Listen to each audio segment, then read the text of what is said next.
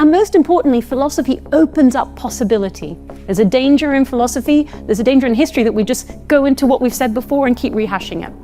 We forget to, and when some single thinker opens up new possibilities, everybody wakes up and remembers that the future is still unknown.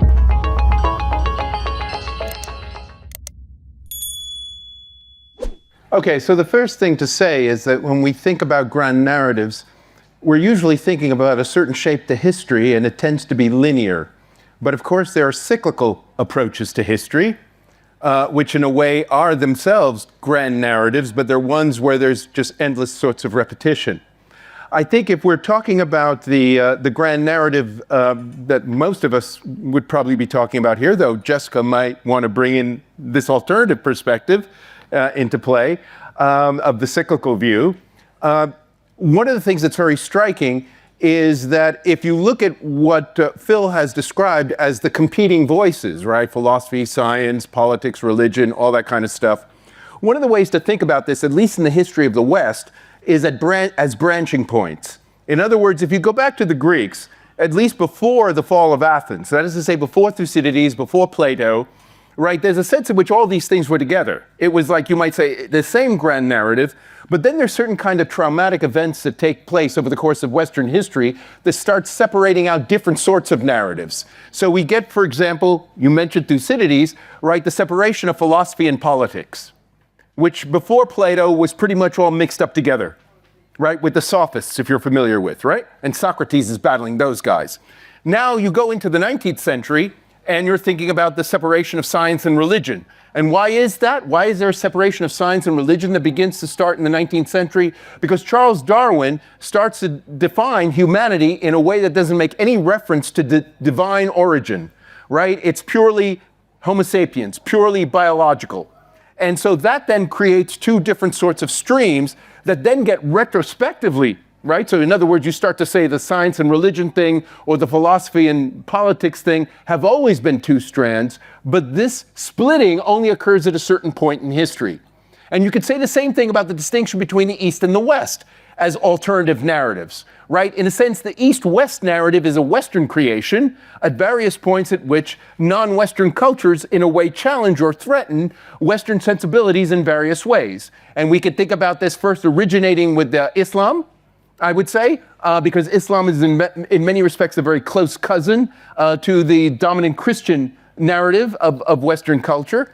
But also in more recent years, if you think about Japan or China or something like that, right, in a way providing a kind of alternative way of understanding history.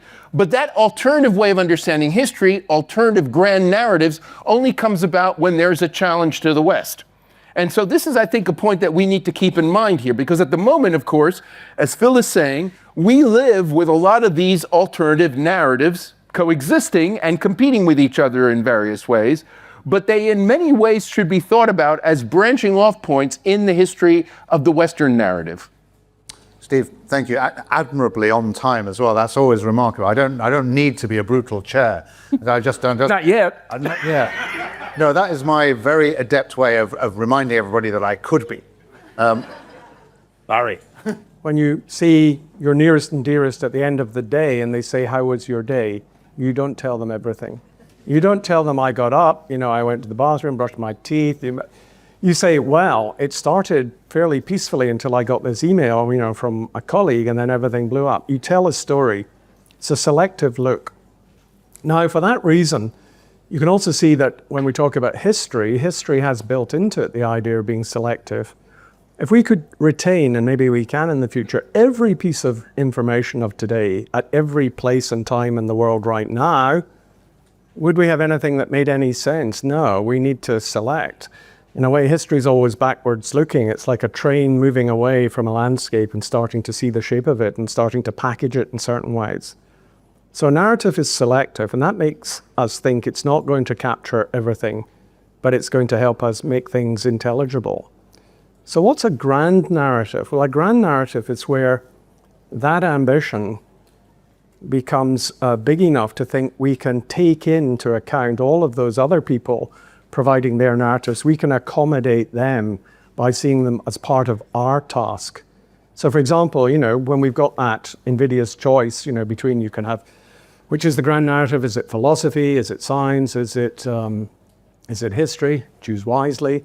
Well, it turns out that each tries to incorporate the other. So we've got people doing history of philosophy. You know, if I'm going to talk about philosophy, I'm going to talk about its history. I'm going to try and locate it. You've got philosophy of history. I've just done a little bit of it about what philosophy does. So each one tries to sort of, restrain the other. And then there is a view that science just gets on with its own thing and doesn't much care. The piling up of a lot of information. But some people, Steve being one, they want a narrative around science. They want to have it properly packaged. Now, I think that philosophy sometimes tries to do something a little naughty, is quitting the stage for the gallery and standing above it all. So it talks about how we should see these narratives and how we should think about them. And certainly in traditional philosophy that I've been used to, and maybe Jessica's been used to too, there's this divide often between so-called continental philosophy and so-called Anglo-American philosophy or analytic philosophy. And the paradigm of truth in analytic philosophy is science and mathematics. But the paradigm of truth in the continental tradition is history. So they're sort of selectively deciding what should count to give you philosophical foundations. But let's go back to where science tries to embrace everything, and that comes back to Steve's point about putting together science and religion that were separated. Remember, in the Middle Ages, there was an enormous degree of agreement between many religions, and the Christian religion, the Islamic religion, given that they all thought that the world was somehow revealing the order created by God. You did science to reveal that order, and there was a lot of agreement between them about science. But is there a way of reconciling them now? Well, I don't know, but the late, great physicist and devoutly religious thinker, Tom McLeish, always said of science, he said, science is just a chapter in the history of culture. It's a very important chapter, but it's just a chapter. So he would have had the idea that, wherever you stand, you've got to take into account what the other narratives are, and you either try to appropriate them or they have to live beside each other. Fascinating. Already so many things being springing in my mind, but Jessica. Okay. First of all, we need narratives. I feel this deeply. I felt it since I was little. I feel it now. We don't want to over-relativize it. We don't want to stand away and say, oh, grand narratives. We're too cool, too relativistic for that, right?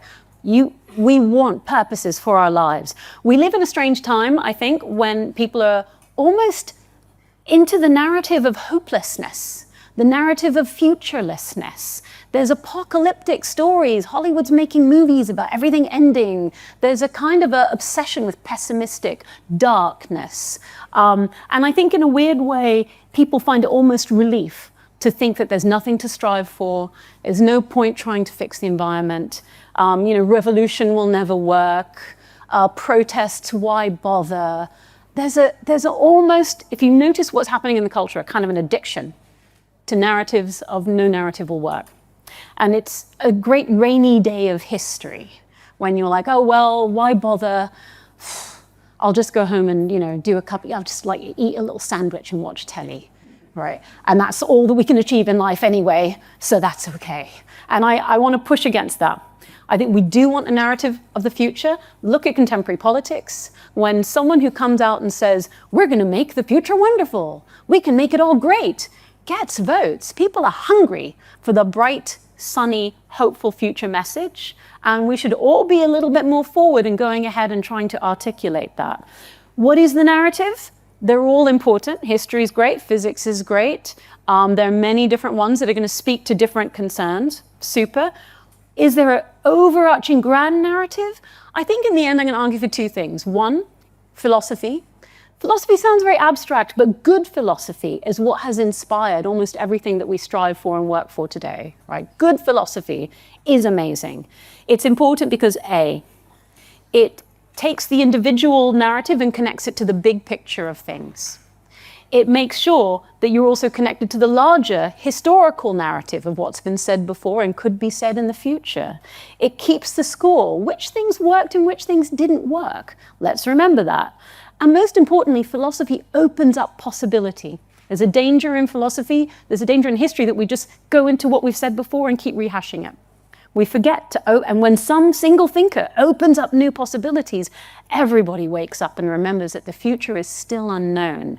So philosophy, seeking possibility, hand in hand with, and this is my last point, narrative, story, narrative itself. Stories, whether it's in film or television or novels, are what bring philosophy to life. This is what gives meaning. When you're moved, it's not usually by an abstract philosophy, it's by the story it generates. So we need story, art, myth, legend, and we need philosophy, and we need a new Merlin to help bring them together and formulate a wonderful possibility for the future, to bring Camelot around. And I'm hoping it's going to be one of you guys. Well, thank you. There's a lot there, and the challenge has been issued to you all. That's what you've got to do by the time this meeting is out.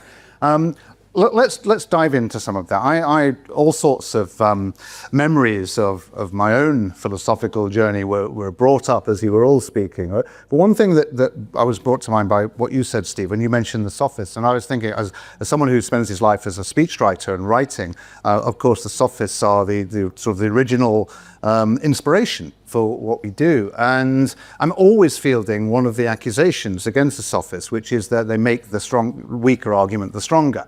That the tools of narrative, of storytelling, can be deployed for malign ends as well as for truthful ends. So it raises a larger question of what lies behind the narrative, and how do we judge whether this narrative is true enough to the facts, and what do we mean therefore by that very contentious phrase, the facts. I'm already into dubious philosophical territory. So what does sit behind the narrative, Steve, that allows us to think, well, I can recognize that one as a faithful rendition of something which is true? Okay, I think the way I look at it is... To continue watching this video, click the link in the top left or in the description below. With a free trial, you can enjoy the full talk and thousands more. Thank you for being part of the conversation.